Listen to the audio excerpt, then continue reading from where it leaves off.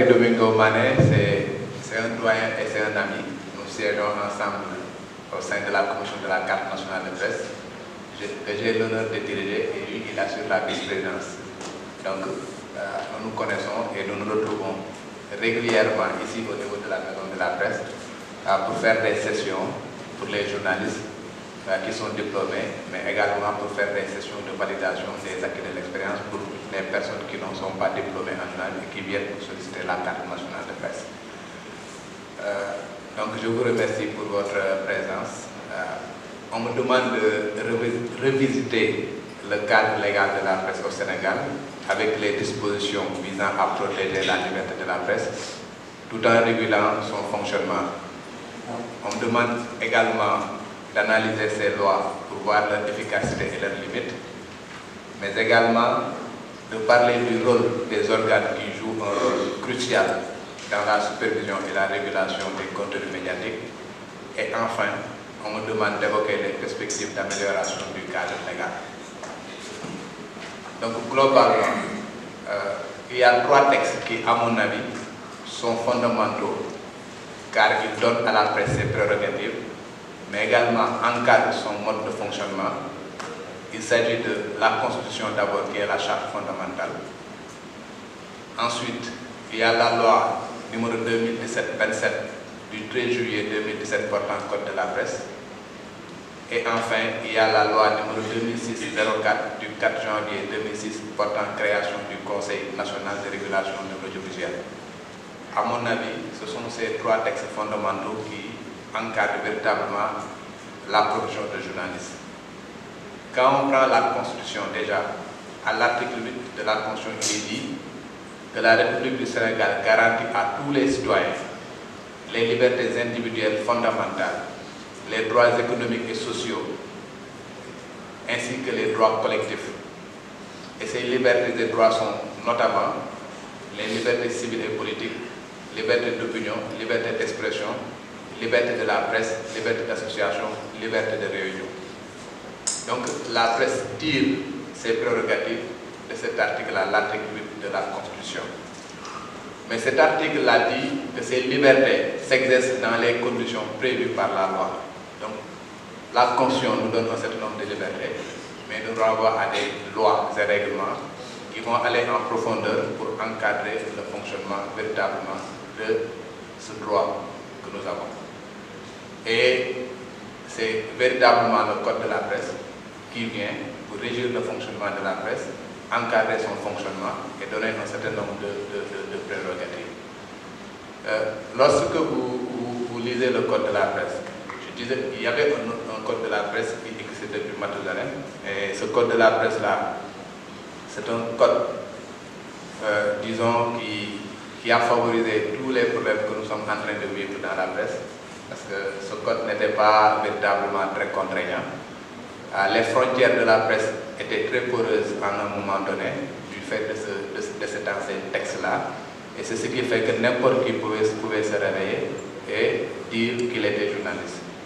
À l'époque, la définition du journaliste, c'était qu'il fallait sortir d'une école de formation en droit reconnue par l'État, et dont l'activité principale consistait en la collecte de traitement et la diffusion d'informations. C'était le premier alinéa. Mais c'est le deuxième alinéa qui pose le problème.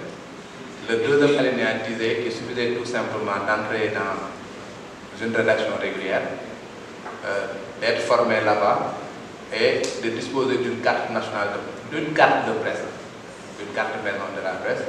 Et à partir de ce moment-là, on pouvait être considéré comme journaliste. C'est pourquoi vous vous retrouvez dans la presse avec des gens qui étaient sortis d'une CECI avec Bac plus 3. Et dans la même rédaction, vous pouvez trouver des gens qui avaient Bac moins 3 et qui étaient des journalistes. Voilà.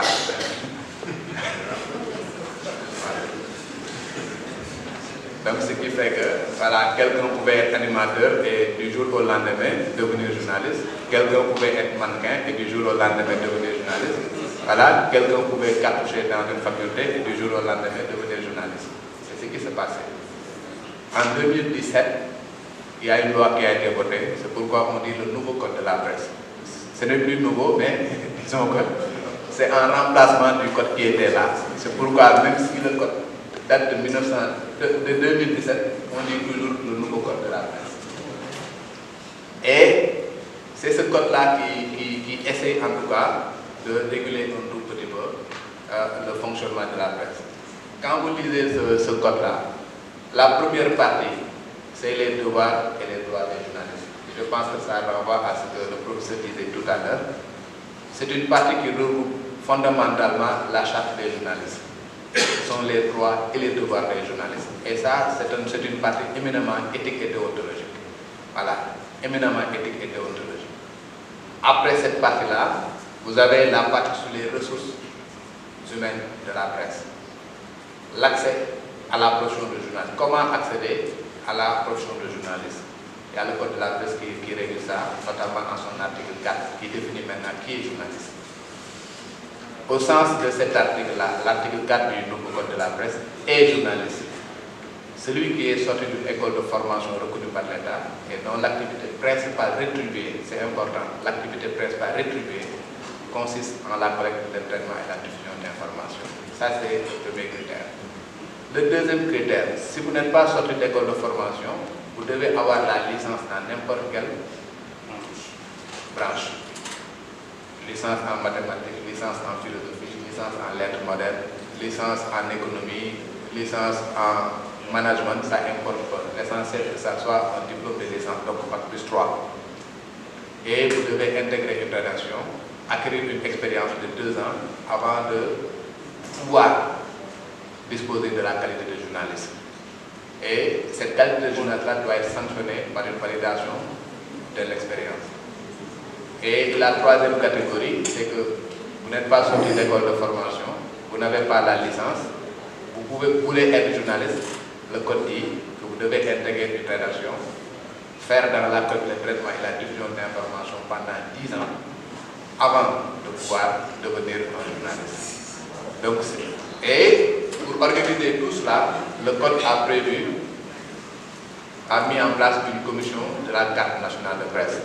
Et cette commission-là, à l'article 11, il est dit que seuls les titulaires, à l'article 11 du code de la presse, il est dit que seuls les titulaires d'une carte nationale de presse peuvent se prévaloir de la qualité de journaliste. Ça veut dire qu'à partir de cette loi-là, les cartes de maison, ça n'existe plus. Il n'y a plus de carte de la RTS, il n'y a plus de carte de Futurs Médias. Il faut impérativement disposer d'une carte nationale de presse pour prétendre avoir la qualité de journaliste ou de technicien des médias. Et donc, c'est cette commission-là qui a été prévue par la loi. Et après, il y a eu des décrets d'application, il y a eu des arrêtés d'application, parce que le ministère de la Communication a pris un arrêté pour nommer les membres de cette commission-là. Et cette commission-là a commencé à fonctionner depuis 2020. Et si vous regardez la loi, c'est la loi qui dit quelles sont les personnes qui doivent siéger au sein de cette commission-là.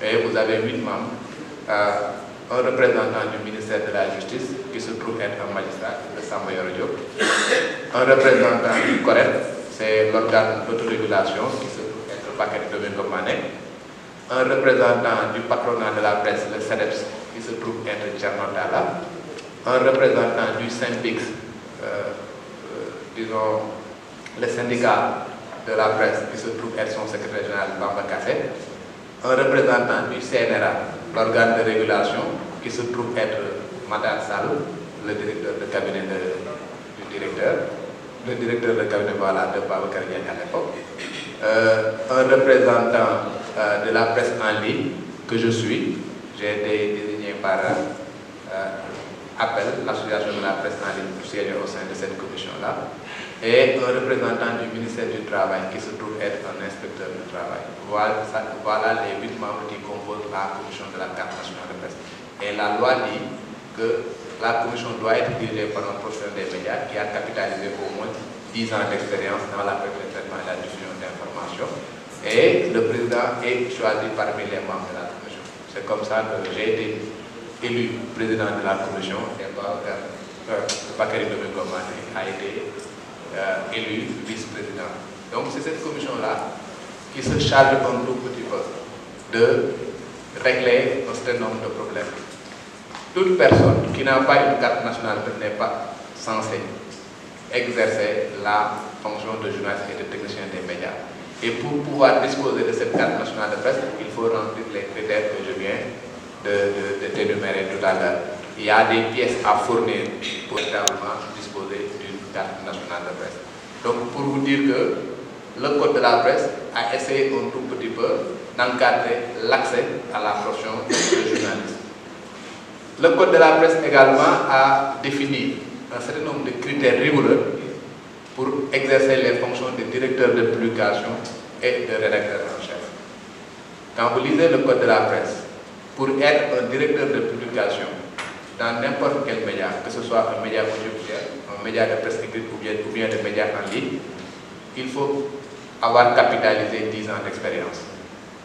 Si vous n'avez pas 10 ans d'expérience dans la collecte de traitement et la diffusion d'informations, vous ne pouvez pas être directeur de publication. Si vous n'avez pas exercé pendant 7 ans, vous ne pouvez pas être rédacteur en chef. C'est le Code de la presse qui le dit. Et ça, ce sont des efforts pour encadrer un tout petit peu, pour veiller à ce que les personnes qui dirigent ces rédactions-là soient véritablement aptes pour organiser, encadrer les personnes qui sont là pour faire dans la collecte de traitement et la diffusion d'informations. Je le disais tantôt également, il y a des règles éthiques et déontologiques qui sont contenues dans le Code de la presse et ce sont les premiers articles, les droits et les devoirs. Il y a une section entière, droits et devoirs des journalistes, voilà, qui est insérée dans le Code de la presse. Après les ressources humaines, le Code de la presse encadre un tout petit peu également les activités. Et à partir de ce moment-là, le Code de la presse a disons, scindé la presse en 4 parties. Les radios, les télévisions, la presse écrite et la presse en ligne. Et a mis en place un certain nombre de critères. Je pense Abdou Diaw l'a dit tout à l'heure. Quand vous lisez cette partie-là, vous vous rendez compte qu'aujourd'hui, on ne parle plus d'organes de presse. Il n'y a plus d'organes de presse. Ce sont des entreprises de presse. Et il y a un décret d'application qui vient s'ajouter à cela, parce qu'il y a un décret portant avantages et statut des entreprises de presse, en renfort au Code de la presse. Et c'est ce décret-là qui permet, qui dit que pour la presse audiovisuelle, on n'a jamais eu de problème. Parce que pour avoir une télévision ou bien une radio, ça n'a jamais posé un problème parce qu'il faut une autorisation préalable du ministère de la Communication. Après, on signe une convention avec le CNRA pour pouvoir véritablement exercer pour les radios et les télévisions. Ça n'a jamais posé de problème. Pour la presse écrite également, ce n'est pas le régime d'autorisation, mais c'est le régime de déclaration. Là également, ça ne posait pas de problème. C'est-à-dire qu'aujourd'hui, vous avez l'ambition de lancer un quotidien, ou bien un hebdomadaire, vous avez l'obligation de faire ce qu'on appelle une déclaration préalable. Voilà, vous déclarez, vous faites une déclaration adressée au procureur pour lui dire que bon, je vais, d'ici la semaine prochaine, je compte sortir un journal qui va s'appeler L'Observateur. Voilà, ce sera en bichromie ou bien en quadrichromie, bichromie noir et blanc, quadrichromie en couleur. Voilà, ce sera dirigé par Daoud Mine, voilà, qui voici son casier judiciaire, il habite à Ouest-Foire, voici son adresse, voici tout truc. Le journal sera imprimé par telle imprimerie et ce sera 8 pages, 12 pages, bien 16 pages. Ça, c'est la déclaration préalable que vous avez l'obligation de faire avant le premier numéro. Et après cela, vous avez l'obligation de faire ce qu'on appelle le dépôt légal. Si vous suivez l'actualité récemment, le ministère de la Communication avait sorti un communiqué pour rappeler ces dispositions-là.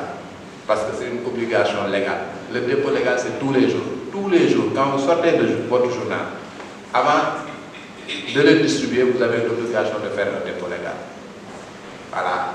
Ça, ce sont des obligations. Ça, c'était pour la presse écrite. Pour la presse en ligne, ce qui se passait, c'est quoi? C'est qu'aujourd'hui, pour avoir un journal en ligne, c'est très facile. Vous avez un hébergeur, voilà, vous avez un nom de domaine. Je peux tout de suite acheter un nom de domaine, acheter un hébergeur. Il suffit tout simplement que je puisse insérer ma carte bancaire et je fais la commande. Automatiquement, je peux acheter tout cela. Je peux avoir un hébergeur, je peux acheter un nom de domaine. Si j'ai un bon webmaster, il me confectionne un site, automatiquement je peux mettre en ligne les informations. Et c'est comme ça que ça se faisait. Mais depuis l'avènement du Code de la presse, pour que ces organes de presse en ligne puissent être considérés comme entreprises de presse, il faut impérativement respecter ces trois critères-là. D'abord, il faut créer une société de droit sénégalais. Abdullah si bien dit tout à l'heure. On crée une société de médias comme on crée n'importe quelle société. Que ce soit une société uninominale à responsabilité limitée, que ce soit une société anonyme, que ce soit une société à responsabilité limitée. Voilà, c'est vous qui choisissez le modèle de société que vous voulez en respectant le code de l'OHADA.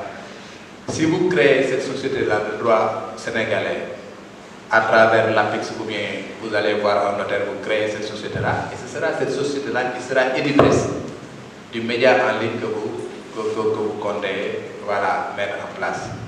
Et après cela, il y a une troisième étape. La troisième étape, il faut s'enregistrer au ministère de la Communication et à partir de ce moment-là, on pourra vous considérer comme une entreprise de presse et vous pourrez bénéficier de tous les avantages liés aux entreprises de presse. Donc les personnes qui travaillent là-bas pourront avoir une carte nationale de presse. Les personnes qui travaillent, l'organe également pourra bénéficier du fonds d'appui à la presse.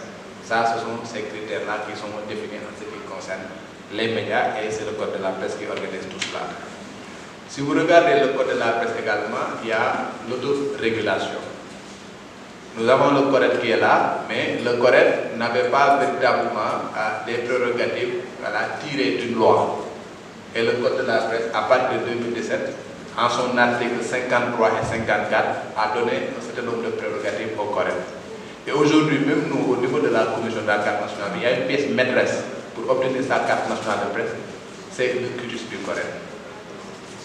Si vous voulez avoir une carte nationale de presse, vous avez l'obligation d'entrer en contact avec le CORED, d'obtenir votre cursus. Si vous avez été condamné par le CORED, si vous ne respectez pas l'éthique et la déontologie, le CORED ne va pas vous donner un cursus. Et si vous n'avez pas un cursus du CORED, vous ne pouvez pas avoir une carte nationale de presse. Donc pour dire que le CORED a un certain nombre de prérogatives.